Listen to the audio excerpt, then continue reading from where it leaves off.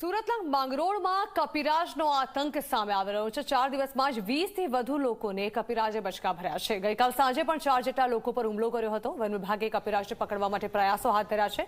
અનેક પ્રયાસ થતાં કપિરાજ પાંજરે નથી પુરાયા। બેભાન કરીને કપિરાજને પકડવાની લોકો માંગ કરી રહ્યા છે।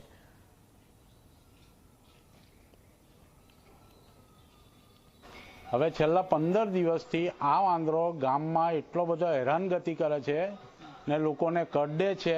ઓછામાં ઓછા 10 થી 15 જણાને અત્યાર સુધીમાં કરડી લીધું છે। હવે આજે સાંજના મારી મિસિસ દૂધ લેવા અહીંયા દૂધ મંદિર પર આવી તો એક પાનેશ્વરનો પાનખેડાનો એક ભાઈ છે ઉંમરવાળો બિચારો, એને પણ વાંદરાએ બચકું ભરી લીધું છે અને દૂધ ભરવાવાળો ભાઈ જે છે એક અમૃત કરીને એના પણ હાથે બધા નખ બક માર્યા છે।